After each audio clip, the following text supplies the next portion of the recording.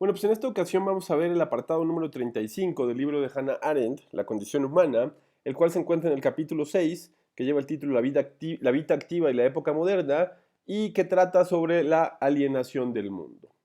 Bueno, pues en primer lugar hay que definir qué significa alienar. Alienar tiene dos significados generales. El primero de ellos es la limitación de la personalidad, y el segundo es enajenar, sacar a alguien fuera de sí. Estos son los significados de alienar. Si bien es cierto, están vinculados entre sí. Este apartado de lo que se trata en primer lugar es del segundo significado, enajenar, sacar a alguien fuera de sí, pero también tiene repercusiones en las limitaciones de la personalidad. A eso se refiere alienar. Y bueno, pues Hannah inicia este apartado sobre la alienación del mundo señalando que hubo tres acontecimientos que determinaron el carácter de la modernidad y los cuales continúan ocurriendo. Se trata del descubrimiento de América, de la Reforma Protestante y de la invención del telescopio. Hannah además puntualiza que ni Cristóbal Colón, ni los exploradores de la época, ni Martín Lutero, ni Calvino, ni Galileo Galilei eran hombres modernos, ya que eran hijos de la tradición, es decir, eran hombres del medievo, de la última parte del medievo, pero no eran hombres a los que se les puede calificar como hombres modernos, ¿no? Y bueno, respecto al descubrimiento de América, señala que esto, pues, lo que propició fue la exploración de toda la Tierra. Y fue el acontecimiento más espectacular porque se dieron noticia de continentes no oídos y de océanos no soñados, ¿no? La reforma protestante, por su parte, se dio debido a la protesta por la venta de indulgencias de la Iglesia Católica y por la corrupción.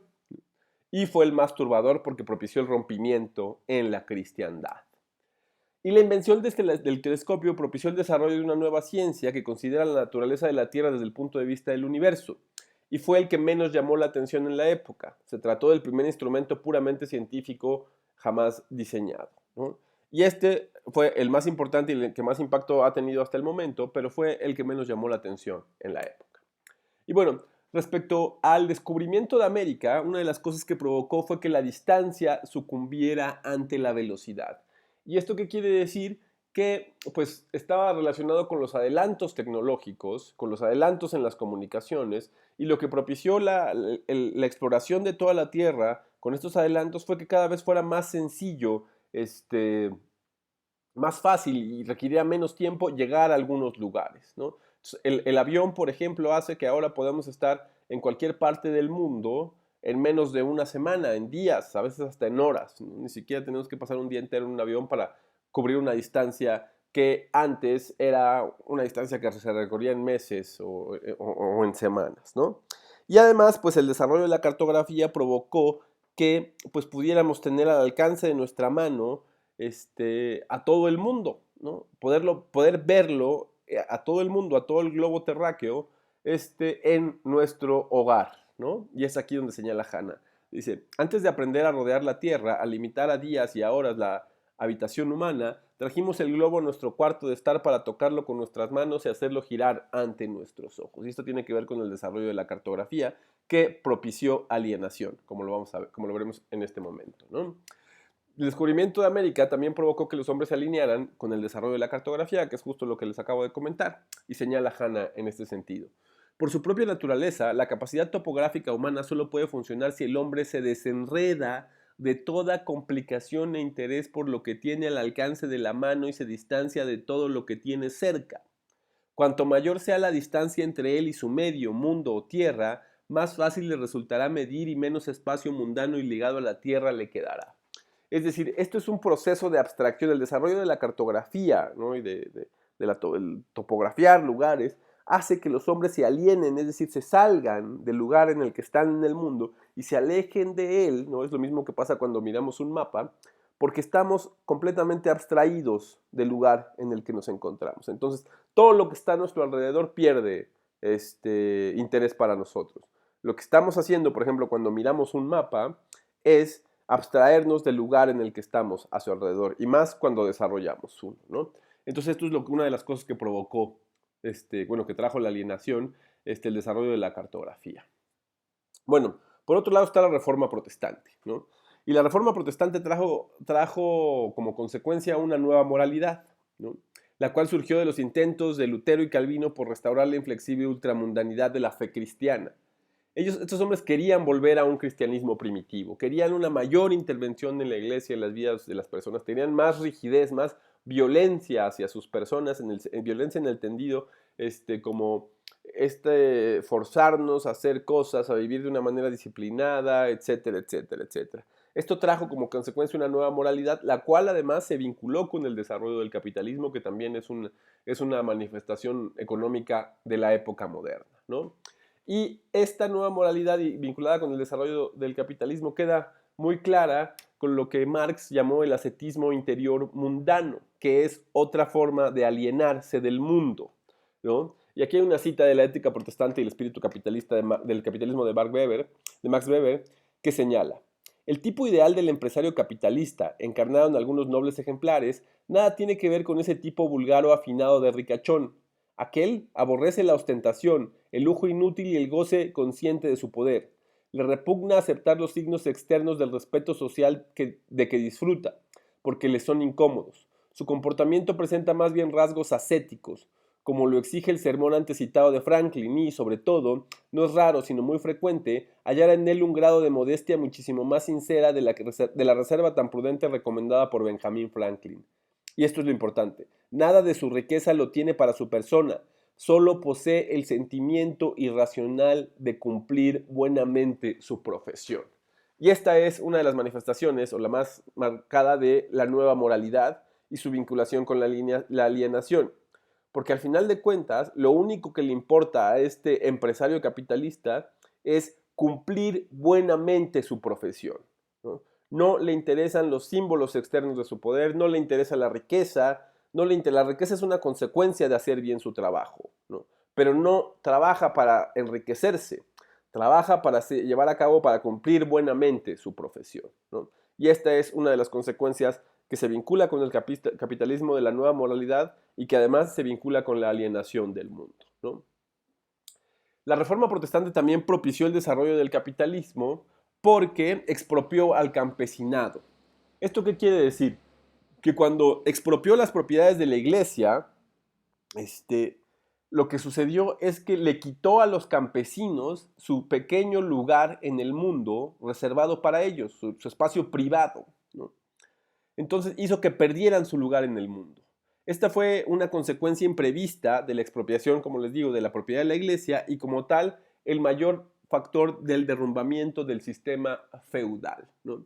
Entonces el modo económico feudal se desmoronó con la expropiación de las propiedades de la iglesia y además provocó el proceso de aceleración del capitalismo porque hizo que estos campesinos se volvieran proletarios y que además perdieran su lugar en el mundo y que además se alinearan porque pues estaban sujetos ahora a la necesidad. Estaban completamente abstraídos del mundo porque eran siervos ahora de la necesidad porque vivían al día, y esto lo vamos a ver un poco más adelante, ¿no?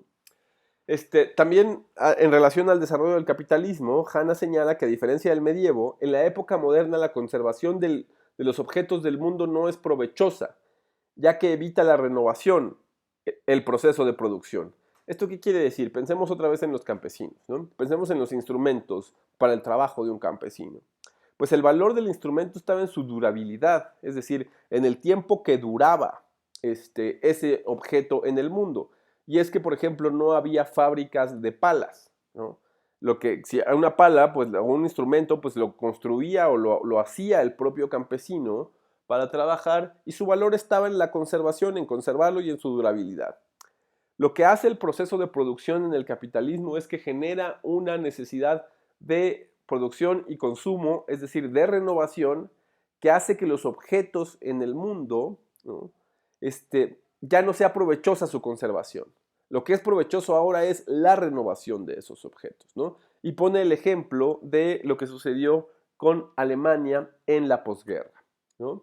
Y señala: el ejemplo alemán muestra claramente que bajo condiciones modernas la expropiación del pueblo, la destrucción de los objetos y la devastación de ciudades pasan a ser un radical estimulante para un proceso no de simple recuperación, sino de más rápida y eficaz acumulación de la riqueza, con tal del que el país sea lo bastante moderno para responder en términos de proceso de producción. Este ejemplo de Alemania completamente en ruinas y cómo se recuperó rápidamente después de la Primera Guerra Mundial, pues es un ejemplo de cómo en la modernidad el proceso de producción es lo que mantiene o lo que genera riqueza, ¿no? No la conservación de las cosas del mundo. Y también respecto a este tema señala, el resultado es casi el mismo, un alza de la prosperidad que, como ilustra la Alemania de la posguerra, no se alimenta de la abundancia de bienes materiales o de algo estable y dado, sino del propio proceso de producción y consumo. Bajo las condiciones modernas, la conservación, no la destrucción, significa ruina debido a que la misma duración de los objetos conservados es el mayor impedimento para el proceso de renovación, cuyo constante aumento de velocidad es la única constante que deja donde quiera que se apodera, ¿no? Otro ejemplo que podemos ver de esto es en Estados Unidos, cómo los inmuebles, los estadios, por ejemplo, cómo son derrumbados sistemáticamente para construir nuevos. Digamos, Estados Unidos es el país, la nación moderna por antonomasia, y ahí es donde se ve este proceso de producción y consumo, en todos los aspectos, en toda la renovación, en los estadios, en los inmuebles. Ya no son obras como en la antigüedad, que se construían para que duraran en el mundo y para que trascendieran la vida de los hombres. Ahora son obras que se construyen para eventualmente ser derruidas y construir otras nuevas, ¿no? Otra de las cosas que sucedió en la época moderna fue la pérdida de la fe, la cual, señala Hannah, no es de origen religioso y su alcance no está en modo alguno restringido a la esfera religiosa. Señala Hannah que la época moderna comenzó con un súbito e inexplicable eclipse de la trascendencia, de creencia en el más allá. De ninguna manera se sugería que esta pérdida devolvió al hombre al mundo. Es decir, y esto está vinculado con el desarrollo del telescopio. Lo que propició el desarrollo del telescopio es que los hombres se dieron cuenta que sus sentidos los habían estado engañando, al darse cuenta, por ejemplo, de que era la Tierra la que giraba alrededor del Sol, ¿no? Entonces, antes en la modernidad, antes de la modernidad, antes de la época moderna, en la antigüedad y en el medievo, pues los hombres llegaban a las conclusiones a partir de la observación. Con la invención del telescopio se dieron cuenta de que sus sentidos los estaban engañando y entonces hubo no es que esto repercutió en la idea de la trascendencia y no hizo que los hombres se volvieran al mundo, a mirar otra vez el mundo, al contrario, hizo que se fueran hacia sí mismos para encontrar certidumbre únicamente dentro de sí mismos, ¿no? Y a este respecto señala Hannah que la evidencia histórica demuestra que los hombres modernos no fueron devueltos al mundo, sino a sí mismos, ¿no? Se ensimismaron los hombres de la época moderna, no se ensimismamos.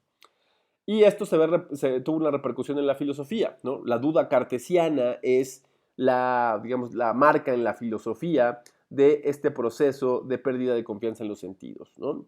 Y a este respecto señala, una de las más persistentes tendencias de la filosofía moderna desde Descartes, y quizás su contribución más original a la filosofía, ha sido la exclusiva preocupación por el yo, diferenciado del alma, la persona o el hombre en general, intento de reducir todas las experiencias, tanto con el mundo como con otros seres humanos, a las propias del hombre consigo mismo, ¿no? Está totalmente volcado el hombre hacia sí mismo en la época moderna, ¿no? Y bueno, respecto al desarrollo del capitalismo en la época moderna, Hannah Arendt señala, la expropiación, la privación de ciertos grupos de su lugar en el mundo y de su desnuda exposición a las exigencias de la vida, que es lo que señalamos hace unos momentos, crearon tanto la original acumulación de la riqueza como la posibilidad de transformar esa riqueza en capital mediante la labor. La labor es el trabajo, es la fuerza de trabajo. También respecto a este sentido, Hannah señala, esto constituyó las condiciones para el auge de una economía capitalista, que este desarrollo, comenzando y alimentado con la expropiación, daría como resultado un enorme incremento en la productividad humana, era evidente desde el comienzo, siglos antes de la revolución industrial.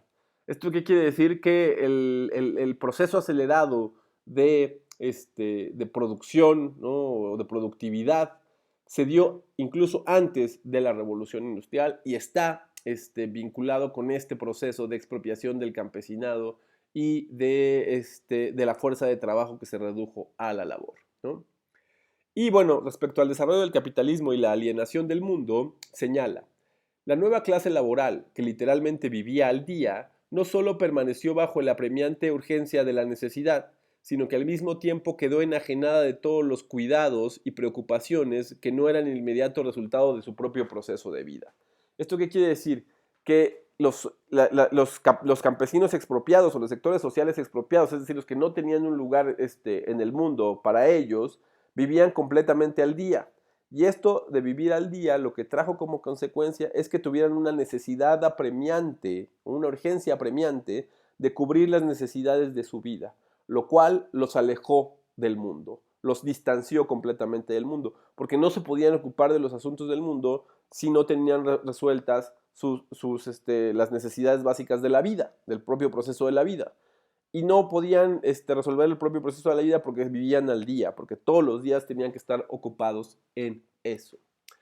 Y finalmente, respecto a la alienación del mundo y este proceso, Hanna señala: la primera etapa de esta alienación se señaló por su crueldad, por el infortunio y miseria material que significó para un número constantemente incrementado de pobres trabajadores, a quienes la expropiación desposeyó de la doble protección de la familia y de la propiedad, es decir, de la parte privadamente poseída por la familia en el mundo, que hasta la época moderna había albergado el proceso de la vida individual y la actividad laboral sujeta a sus necesidades.